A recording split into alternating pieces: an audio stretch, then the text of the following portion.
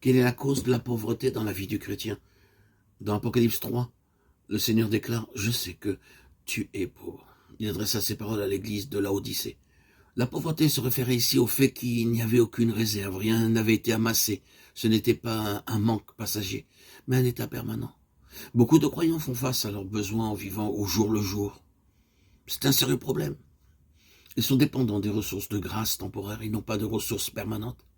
L'œuvre de Dieu dans nos vies est tout entière une œuvre de grâce. Et s'il retirait sa grâce de nos vies, nous serions entièrement vides. C'est une réalité que nous devons reconnaître. Cependant, il est aussi vrai que la grâce de Dieu doit toujours, de manière grandissante, être engrangée dans nos vies. Autrement, nous serons dépendants des grâces particulières pour être gardés dans sa volonté. Ce n'est pas son bon plaisir que ses enfants vivent au jour le jour. Il veut que nous ayons de riches provisions de grâce dans nos vies. Nombreux sont ceux qui n'ont pas de telles réserves. C'est pour cela que le Seigneur nous a demandé de jeûner, de prier. Lorsqu'à une certaine occasion, les disciples lui demandèrent pourquoi ils étaient incapables de chasser le démon qui tourmentait l'enfant. Il leur répondit que leur incapacité pouvait être vaincue uniquement par la prière et le jeûne. À moins de nous discipliner rigoureusement, nous serons dépendants des dispensations de grâce particulières. Si nous sommes venus depuis peu au Seigneur, ce n'est pas normal. Mais si c'est encore le cas après un certain nombre d'années de dépendre de telle expérience, cela montre alors un état de pauvreté et de faiblesse. La richesse, c'est le contraire de la pauvreté. Être spirituellement riche, c'est avoir une provision de grâce. Il n'y a pas de pauvreté dans une vie où la grâce de Dieu a été engrangée tout au long des années passées. La pauvreté est chassée par l'amoncellement de la grâce. L'autre jour, nous nous entretenions au sujet de l'épître de Paul aux Corinthiens. Pour ma part, je crois que dans ces épîtres, plus que dans toute autre partie du Nouveau Testament, nous avons une révélation de la vie du chrétien. Nous avons un homme, Paul, décrit à nos yeux. Dans sa lettre aux Romains, il met en évidence la profondeur du salut par la grâce. Et dans sa lettre aux Éphésiens, il met en lumière la profondeur de la révélation. Mais lorsqu'il écrit aux Corinthiens, nous pouvons découvrir l'intimité de sa personne, car il ouvre son cœur et nous parle de lui-même. Nombreux sont ceux qui ne peuvent exercer le ministère de la parole de Dieu sans le secours d'une révélation particulière. S'il leur arrive parfois d'en être dépourvus, alors leur ministère se trouve au point mort. Parce que cette révélation est la source de leur éloquence. Que la révélation nous soit nécessaire pour le ministère de la parole, c'est une chose certaine. Mais considérons aussi que la révélation ne nous est pas accordée sans interruption aucune. Il en était ainsi dans le cas des 12 apôtres. Et il en était également ainsi même à l'égard d'un homme tel que Paul. Dans un certain passage, il déclare lui-même « Je n'ai pas reçu d'ordre de la part du Seigneur ».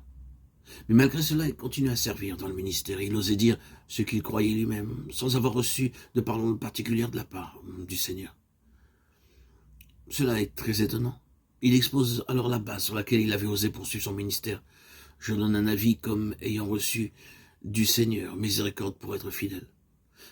Paul, de manière très claire, disait qu'il faisait part de son propre jugement. Il ne parlait pas d'une chose qui lui avait été donnée à ce moment particulier, mais il donnait simplement son opinion à l'égard de ce qui lui avait été présenté. Quelle grande chose de pouvoir faire cela. Au cours des siècles, les théologiens se sont posé des questions au sujet de ces déclarations de Paul. Mais Paul savait ce qu'il disait. Il osait quelquefois dire ce qu'il pensait lui-même dans le domaine spirituel sans en avoir une révélation immédiate. Parler dans de telles circonstances pouvait paraître présomptueux aux yeux des autres. Mais il n'y avait aucune présomption de la part de Paul. Les chrétiens qui reçoivent uniquement assez de grâce pour faire face aux besoins immédiats doivent conserver le silence jusqu'à ce qu'ils aient reçu quelques paroles particulières venant du Seigneur. Mais en ce qui concerne Paul, il n'en était pas ainsi. Son secret était celui-ci. Pendant des années, il y avait eu une accumulation de la grâce de Dieu dans sa vie. Avec Paul, nous voyons un homme qui affirme, et cela à plusieurs reprises, qu'il n'a pas reçu un ordre du Seigneur pour parler. 1 Corinthiens 7, 6, 12, 25. Et qui, cependant, parle. Et finalement, lorsqu'il a dit tout ce qu'il devait dire sur le sujet en question, il déclare encore qu'il exprime son propre jugement. Il conclut toutefois par cette remarque. Et moi aussi, je crois avoir l'Esprit de Dieu. 1 Corinthiens 7, 40. C'est une chose très précieuse de voir que, quoique Paul n'était pas conscient d'annoncer la parole de Dieu, il était tout de même sous le contrôle du Saint-Esprit. Spontanément, il exprimait la pensée de Dieu. Certains croyants sont toujours empressés d'affirmer que l'Esprit les anime pour dire ceci ou cela. Ils sont tellement conscients que ce qu'ils disent, c'est la parole de Dieu. Je crois que de tels chrétiens trahissent ainsi leur pauvreté. Un chrétien riche, à cause de l'abondance de la grâce dans sa vie, peut partager la pensée de Dieu sans pour autant être très conscient qu'il est la bouche de Dieu.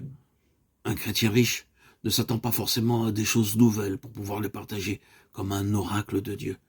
Mais le chrétien qui n'a pas accumulé des richesses tout au long des années est effrayé de devoir parler sans être conscient que ce qu'il exprime lui a été donné par Dieu.